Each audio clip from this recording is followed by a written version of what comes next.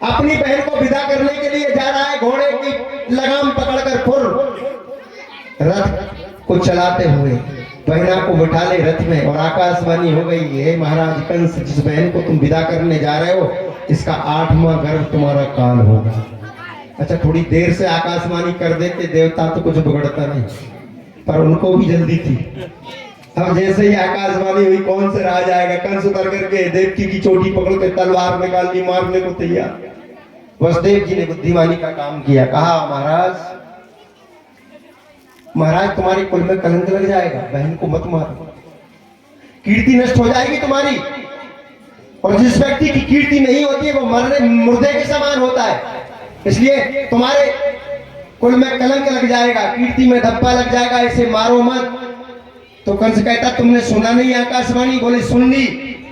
एक काम करो, बहन को वापस ले जाकर मथुरा ले चलो, मैं भी चलूंगा साथ में, हमें जेल में बंद कर देना और जो भी संतान होगी हम तुम्हें ला कर दे देंगे। संतान से डर है ना, बात जच गई, ले गया जेल में बंद कर दिया। पहले पुत्र को जन्म दिया, वसुदेव जी ले गए, साथ में लेकर के पहुंचे और कंस को दे दिया। कंस ने उस बालक को देखा, देखकर दया आई। दया तो राक्षसों को भी आती है पर बाद में वो भूल जाते हैं। दया तो आई, बोले इसको मारकर मैं क्या करूंगा, मुझे तो 8वें गर्भ से भय है। अच्छा, उसको छोड़ दिया। वसुदेव जी लेकर घर आ गए। फिर नारद जी को चैन नहीं पड़ी, नारद जी फिर पहुंच गए, महाराज कंस वसुदेव के बेटे को क्यों लौटा दिया? बोले मुझे तो 8वें से डर है, पहले से मुझे क्या लगा। एक फूल ले गए साथ में कमल का, कमल की 8 पंखुड़ी थी, एक दूसरे को गिनवा दिया, इधर से गिनवा, इधर से गिनवा, इधर से गिनवा, सब 8। ब्रह्म में पड़ गया, बुलाया, उसको मार दिया। ऐसे 6 संतानों को मार दिया। 7वीं बार बलराम जी आए, भगवान ने योग माया का आश्रय लेकर के गर्भ का आकर्षण करके निकाला, रोहिणी जी के गर्भ में स्थापित कर दिया, बलराम जी ने जन्म ले लिया। बोले बलराम जी महाराज की। अब भगवान खुद आने वाले हैं।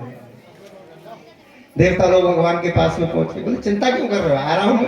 वसुदेव रहे साक्षात भगवान तुम भी जाओ, ब्रजमंडल में गोप बन जाओ, गोपियां बन जाओ। देवांगनाएं गोपियां बन गई, देवता गोप बन गए, और वो समय आने लगा भगवान 8वें गर्भ के रूप में आए और गर्भस्थ भगवान की स्तुति करने के लिए देवता लोग भी आए। लोग कहते हैं भगवान गर्भ में आते ही नहीं, अगर नहीं आते तो गोस्वामी जी क्यों लिखते, जादिन ते हरि गर्भैया सकल लोक दिशि मंगल छाए, जादिन ते हरि गर्भई। भगवान आते, यहाँ भी आए, देवकी के घर में भी आए, भगवान की स्तुति करने के लिए देवता लोग आए और देवताओं ने स्तुति करी। सत्यव्रतम सत्य परम त्रिसत्यम सत्यस्योनि निहितम च सत्य सत्यस्य सत्यामृत सत्य नेत्रम सत्यात्मकम त्वाम शरणम प्रपद्यो। हे सत्य स्वरूप परमात्मा, हम आपकी स्तुति करते हैं। ऐसी बड़ी सुंदर स्तुति की और भगवान के अवतार लेने का समय आ गया। कौन सा महीने में अवतार लिया भगवान? अच्छा, भगवान ने कौन से महीने में अवतार लिया? माता बहनों में से कोई बोलो। कुंवार में, भादो। वाह, यहाँ की बालिकाएं भी इसे सब बोलती हैं। अच्छा, बूढ़े बूढ़े बैठे देखे, हमने कहा तुमसे हमसे कह रहा है, मैं कहीं इनसे कह रहा है। अच्छा, माता बहनों में से आवाज आ जाती है, पूछते हैं तो बता देती है। तो भादों में कृष्ण पक्ष में रोहिणी नक्षत्र, अष्टमी तिथि, बुधवार, रात को ठीक 12 बजे। कितने बजे?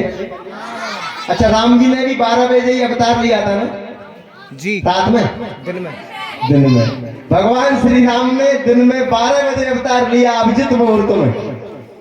अभिजित के विषय में बता दूं, अगर आपको कोई काम करना है और पंडित जी नहीं मिल रहा है आपको पूछने के लिए, तो 12 बजे ठीक काम कर दो, आपका पूरा होगा। 48 मिनट के लिए रोज अभिजित रहता है। उसी नक्षत्र में भगवान ने अवतार लिया था, अभिजित। और भगवान श्री कृष्ण ने लिया है रात को ठीक 12 बजे। तो कंस की कारागार में भगवान प्रकट हो गए, पर जयकारा अभी नहीं लगाना, कंस आ जाएगा। कंस ने पहरा तेज कर दिया, चारों तरफ सेना लगा दी। सेनापति कान लगाकर सुन रहे, रोने की आवाज आए और हम कंस को सुनाए। भगवान प्रकट हो गए 4 भुजाओं में, भगवान प्रकट हुए, गर्भगृह दे दीप्यमान हो गया, प्रकाशमान हो गया और देव की वसुदेव स्तुति करने लगे। स्तुति करते करते पूछ लिया, महाराज आप हैं कौन? तो भगवान ने कहा, हम तुम्हारे बेटे बनकर आए। तुमने हमसे एक बार मांगा था ना वरदान, तो हमने कह दिया हम 3 बार आए। तो बोले ऐसे कौन कहेगा तुम्हें बेटा? बोले हम तो इसलिए लाए ये शंख चक्र गदा पद्म हाथ में, सब ये कि कंस मामा ने हमारे 6 भाइयों को मार दिया। हमारे साथ में भी वही होगा तो लड़ने के लिए लेके आना पड़ेगा साथ में। पर देवकी वसुदेव कहती नहीं महाराज, हमें तो आप बाल रूप में दर्शन दीजिए। तो भगवान छोटे हो गए पर सारा रहस्य वसुदेव जी को समझा दिया और वसुदेव जी अपने छोटे से लाला को लेकर के हाथ में चलते हैं। जैसे ही चलते हैं ना तो हाथों की हथकड़ियां, पांव की बेड़ियां निकल जाती हैं। अच्छा गोकुल में पहुंचे, पहले तो गोकुल का हाल चाल भी जाने।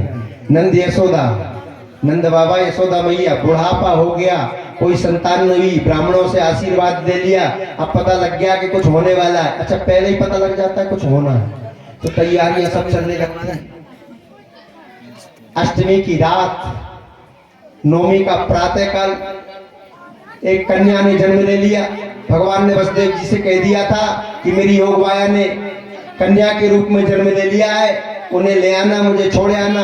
तो वसुदेव जी निकले, बाहर निकल करके देखते हैं चारों तरफ घनघोर घटा छाई हुई है, घनघोर घटा छाई हुई है और शीतल मंद सुगंध वायु बह रही है, धीमी धीमी बरसात हो रही है। वसुदेव जी लेकर के एक डलिया में लिटा कर लाला को चले, बाहर निकले तो सोचने लगे मेरा लाला कहीं बह ना जाए, भीज ना जाए। क्या हुआ? भगवान का अवतार हो गया था, शेषनाग ने आकर के भगवान के ऊपर छाया कर ली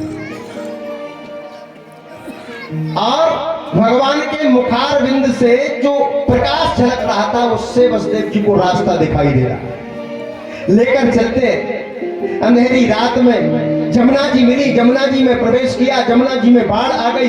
कृष्ण का मुखार बिंद देखना चाहती थी, कृष्ण ने अपना पैर नीचे को करके चरण पर